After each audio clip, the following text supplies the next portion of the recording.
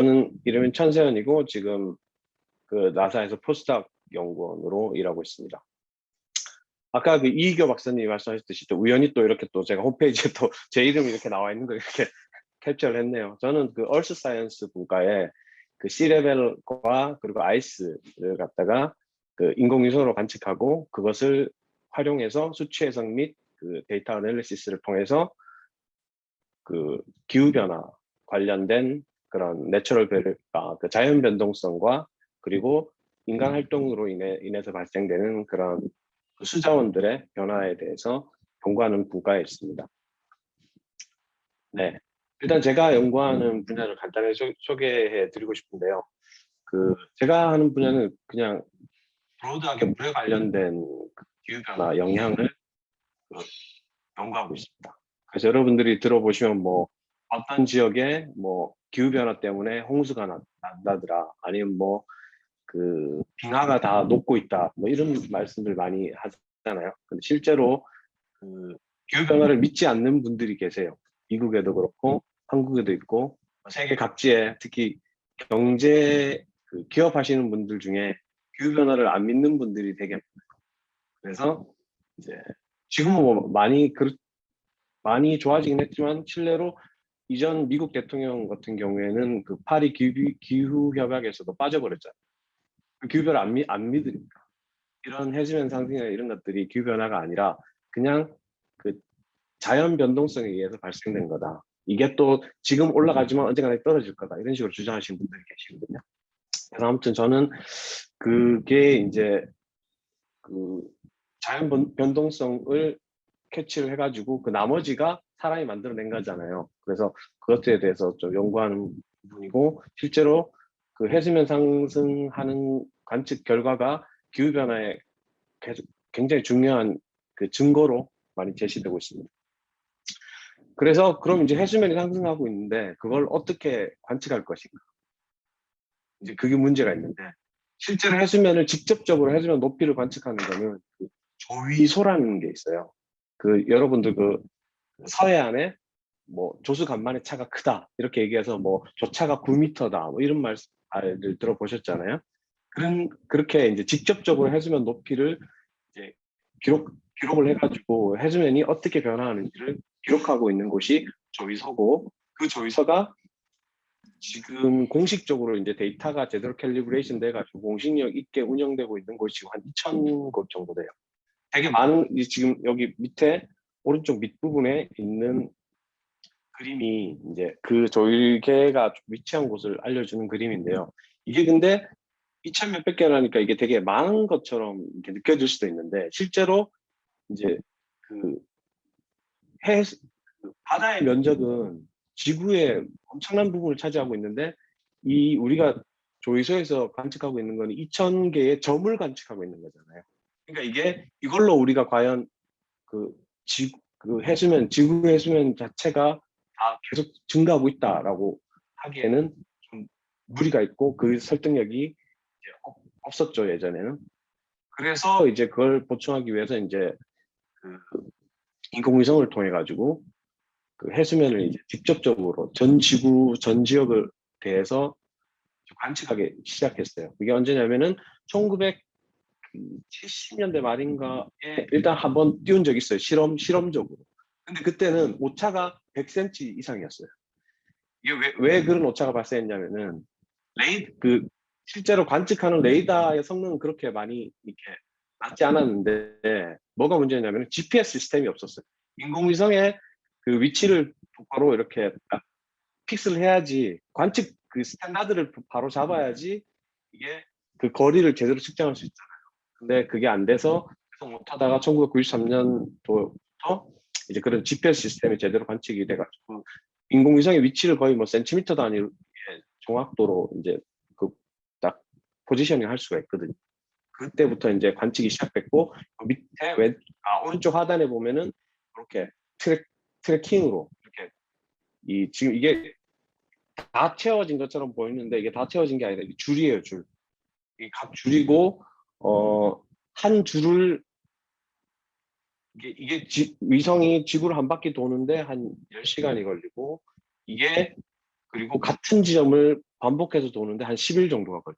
그래서 굉장히 타이드 게이지 같은 게, 조위소 같은 경우에는 실시간으로 계속 재고 데이터가 굉장히 많이 쌓이는 반면에 이 인공위성 데이터는 전 지구를 커버하는 대신에 이게 관측 기간이 짧고 그리고 띄엄띄엄 그 해수면을 관측하게 되는 그런 단점이 있죠. 이 조위소 자료 같은 경우에는 한 200년 전부터 1800년도부터 이제 관측이 시작됐어요. 그래서 200년이 넘었죠. 근데 인공위성 데이터 같은 경우에는 1993년도에 시작했기 때문에 이제 한 30년 가까이 됐습니다. 그래서 네. 그래서 이제 인공위성 관측 기간 동안에 이 관측된 해수면, 전 지구 해수면을 보니까 이렇게 연 3.3mm per 이어로 연 3.3mm가 계속 증가하고 있다는 거죠. 이게 이제 관측이 됐어요. 근데 이걸 지속적으로 관측되고 있다라고 주장하기에는 또 이게 너무 짧은 거예요. 짧아서 이제 그리고 짧고 또 하나 문제가 뭐가 있냐면 지금 여기에 이렇게 이게 좀 우리가 보면 이게 이렇게 마치 하나의 값으로 일정하게 해수면이 증가하고 있는 것처럼 보이잖아요. 근데 실제로 그 관측된 자료로 해수면 상승률을 계산해 보면은 여기 지금 이 그림을 보면은 이 파란 부분은 거의 0에 가까운 해수면 상승률이고 이 빨간 부분은 되게 높거든요. 이 편차가 거의 뭐 5cm, 6cm, 1년에 어떤 데는 하나도 해수면이 안 상승하고 어떤 데는 5mm, 6mm씩 상승하는 거예요. 그러니까 이게 전체 그걸 모르고는 해수면 상승률에 대해서 논할 수가 없게 돼요. 그래서 제가 하는 연구 분야는 이 공간의 이 스페이셜 패턴, 그러니까 공간 이 해수면의 분포와 그리고 이 타이드 게이지, 조위 자료의 긴 레코드, 그러니까 관측 기간을 두 개를 이제 이점만 합해가지고 이 과거의 해수면이 어떤 모양이었다를 재구성하는 게 제 연구 토픽이고, 그래서 제 박사학위 동안에 그러니까 한반도만 일단 실험적으로 한번 해봤고요. 이걸로 학위 논문을 제출했고, 그리고 네, 그리고 지금 나사에서 지금 전 지구 그 해수면 전 지구 해수면을 갖다가 1900년도부터 현재까지 지금 복원하고 있고, 지금 결과는 다 나왔고 지금 논문 작업 중입니다. 그래서 이제 제 얘기를 좀 하자면 저는 처음에는 전산전자로 학교를 입학했어요. 저는 그 지방에 있는 한동대학교라는 데를 1회로 입학을 했고 거기서 전산전자로 입학을 해서 그 전산공학을 전공을 하다가 군대 갔다 오면서 토목공학과로 바꿨어요. 그래서 바다에 대한 연구를 바다가 재밌어 보여가지고 바다에 대한 연구를 했고 졸업하고 같은 학교의 대학원에 입학을 해서 바다에 대해서 연구를 했어요. 뭐 관측도 많이 나가고 뭐 지금 이런 장비 같은 개발을 많이 했거든요. 그 바다가 워낙 랜덤하게 발생하는 웨이브이기 때문에 이게 관측이 되게 어려워요.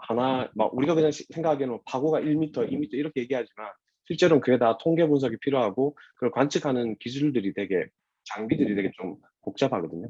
여러 가지 많이 했고 그 과정에서 특허도 뭐 한 3개 정도 출원했고 그리고 레이더 장비 같은 것도 개발해서 우리나라 최초 세빙선 아라온이라고 여러분들 들어보실지 모르겠지만 거기에 레이더 시스템을 판매도 하고 장비 계속 협업도 같이 하고 있었고요. 지금도 하고 있고 그리고 네 그래서 되게 이렇게 연구소도 또 취직을 해가지고 같은 일을 해왔었습니다. 그러다가 태풍이 발생하게 되는데 제가 바다 쪽에 일하니까 일어난 사건들이 되게 관심이 많잖아요. 그래서 그 바다 쪽을 연구하다 보니까 이게 이제 가거도라는 데인데 여기에 이렇게 조그만한 방파제에 보면 이런 테트라포트가 있는데 이게 여기에서 발견이 됐어요. 얘가 여기에서 발견됐는데 뒤에 이 조각이거든요. 여기 있던 게 여기까지 갔어요. 이게 콘크리트예요. 근데 이게 크기가 별로 안 커 보이는데 크기가 이만해요. 이만한 게 파도 때문에 여기까지 간 거예요. 그래서 저는 그럼 이제 내가 관측을 많이 해봤으니까 이걸 이용해서 내가 이제 그걸 해야 되겠다. 설계를 해야 되겠다 해서 하던 직장을 그만두고 그 국가 장학금을 신청해서 그게 또 당선이 돼서 서울대학교에 학위를 시작하고 그리고 또 근데 이제 설계를 하려면 자료가 되게 중요하거든요. 근데 막상 학위를 하면서 자료를 찾을 수가 없더라고요. 한반도 주변에 대해서는.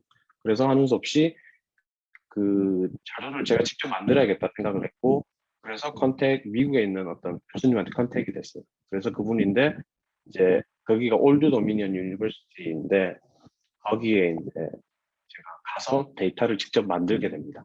그래서 원래는 그 오버롤 계획은 그 한반도 주변의 그 방파제 설계 코드 자체를 업그레이드하는 거였는데 이게 약간 데이터 만드는 것도 너무 힘들어서 그냥 데이터만 만들고 확인은 거기서 이제 받는 걸로 그냥 그렇게 해서 그 확인을 취득하고 이제 그 오디오에서 그 포닥을 하고 오디오 포닥 마치고 JPL 포닥으로 2020년 6월부터 현재까지 지금 하고 있습니다. 그래서 제가 근데 여러분들 해주고 싶은 말은 이제 제가 쭉 얘기했듯이 전문가가 되는 과정이 두 가지가 있는데 하나는 진짜 되게 어릴 때부터 이제 엘리트 코스로 이렇게 쫙 가는 거예요. 되게 여러분들 뭐 과학고도 있고 하니까 되게 정해진 대로 자기가 정확히 보고 그냥 가면 돼요. 근데 저 같은 경우에는 그냥 하고 싶은 거, 재밌는 거 그냥 했거든요. 해서 근데 그런 것들이 다 이렇게 합쳐져 가지고 나중에 제가 지금 현재 와 있는 이 자리를 만들어 주신 것 같더라고요. 그래서 여러분한테도 이렇게 그러니까 너무 재미없게 안 했으면 좋겠다라는 생각이 들어가지고 했는데 지금 시간이 너무 많이 지나서 자세한 얘기는 못 할 것 같고 그냥 그 제가 제일 해주고 싶은 얘기는 이게 그 스티브 잡스가 그 했던 명언 중에 하나인데 You cannot connect the dots looking forward. 그러니까 내가 지금 현재 하고 있는 일이 나중에 내 인생에 어떻게 적용될지 우리는 몰라요. 모르고 그거는 나중에 돌아봤을 때만 알고 있거든요.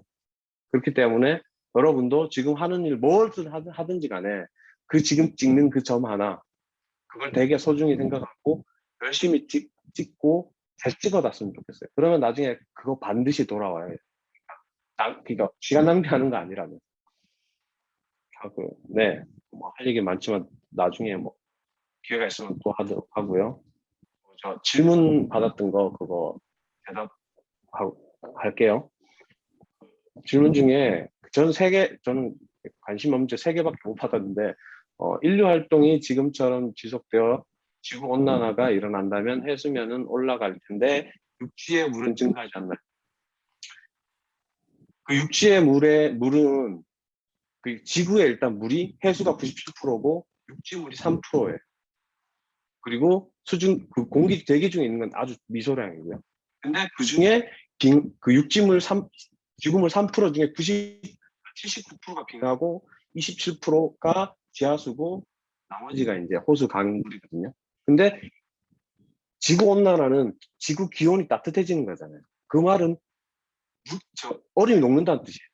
그러면 가장 많은 육지물을 차지하고 있는 얼음이 녹기 때문에 이게 다른 것과 비교해서 엄청나게 일단 크고요. 그리고 또 마이너스 요인이 뭐냐면 사람들이 물을 자꾸 많이 써요. 인구도 늘어나고 공장도 짓고 하면서 사람들이 물을 자꾸 많이 써요. 육지에 있는 물이. 그럼 그 물을 우리가 쓰고 나면 결국 그게 다 바다로 가거든요. 그리고 또 하나 산림의 그 캐노피, 그러니까 그 식물이 가지고 있는 그 물량도 굉장히 많은데 그거도 인간 활동을 하면서 산림을 계속 파괴해야 하기 때문에 그것도 지구 그 육지물을 줄이는 영향을 줘요. 그래서 마이너스. 근데 플러스 요인은 그냥 댐 건설해가지고 사람이 공학적으로 이걸 이렇게 킵하는 건데 그건 어느 정도 한계가 있거든요. 왜냐하면 호수 강 자체가 얼마 안 되고 지하수 포션이 얼마 안 되기 때문에 그렇기 때문에 결론적으로 육지물은 계속 감소할 가능성이 굉장히 큽니다.